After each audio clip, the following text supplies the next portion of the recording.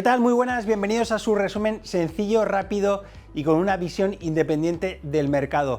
Este fin de semana veía un meme sobre los mercados financieros en las que aparecía James Bond totalmente despelucado y representaba cómo estaban los inversores el pasado lunes con caídas bastante abruptas del mercado cuando el S&P caía por debajo del 5.600 y después aparecía James Bond en el bingo con un frac después de que el viernes los mercados volvieran a alcanzar ese 5.600 pero al alza, con una subida del 2% de los mercados. Ya ven, el mercado y todos nosotros vivimos de sensaciones que les estamos trasladando en las píldoras de YouTube.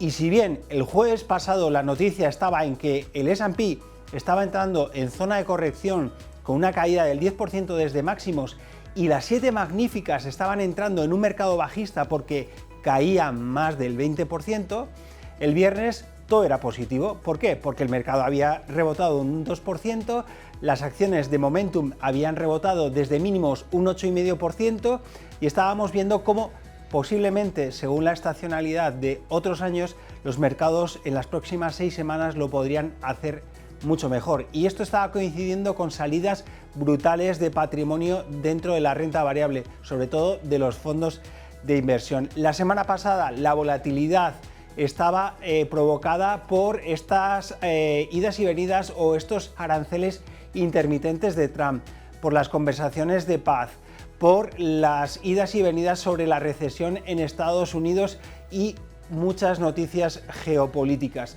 Pues bien, vimos la semana pasada ciertos datos macroeconómicos con los que quedarse. El IPC norteamericano la semana pasada bajaba más de lo que se esperaba hasta niveles del 2,8% frente al 2,9% esperado y la parte subyacente se situaba en el 3,1%. Lo que nos tiene que quedar claro es que ciertos elementos nos tienen que ser o hacer estar mucho más cautelosos respecto al dato de PCE que vamos a conocer a final del año. Y también un dato muy importante, la confianza del consumidor en Estados Unidos se está cayendo a plomo y así lo decía la Universidad de Michigan, que nos decía que el índice principal ha caído un 11% y estábamos viendo subidas en las perspectivas de largo plazo de inflación no vistas desde el 1993. Quédense con esta cifra porque va a ser relevante.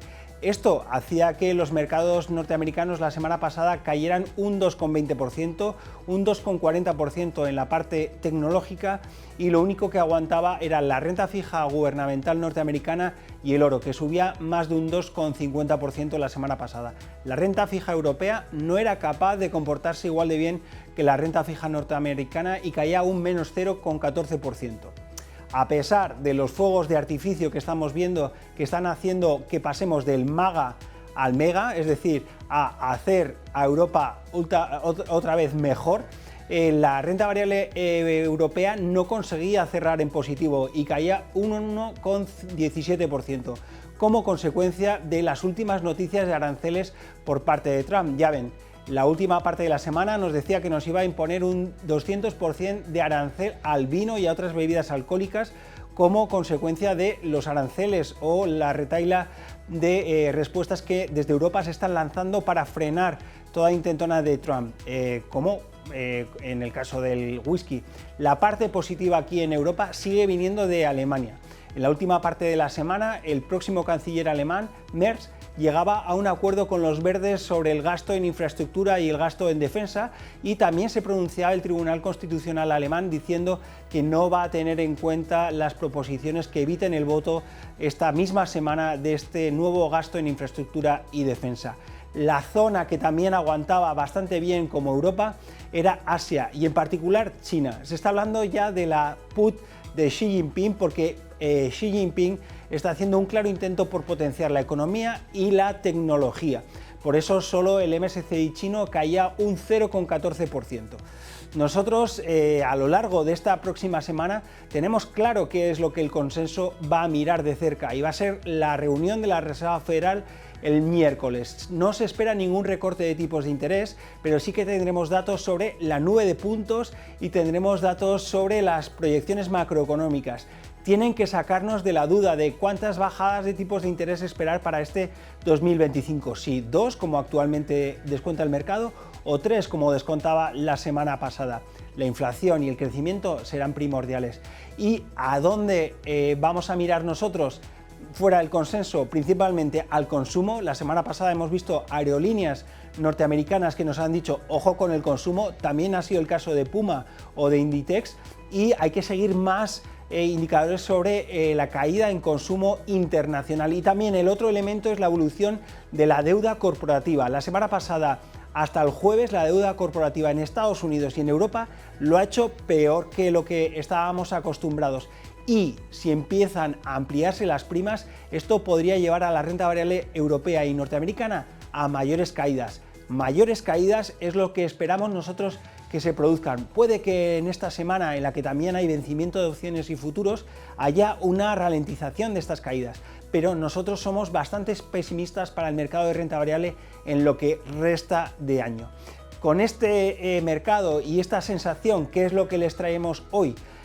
Una ETF que es la primera y única en la parte de defensa europea, como es el WisdomTree Europe Defense, que se creaba hace bien poco, a principio del mes, y que, a diferencia de lo que estamos acostumbrados, tiene compañías única y exclusivamente europeas que se beneficiarán del paquete que Europa está implementando. Y después, en la parte de renta variable directa, Johnson & Johnson, una compañía a la que le vemos un alza de un 25%.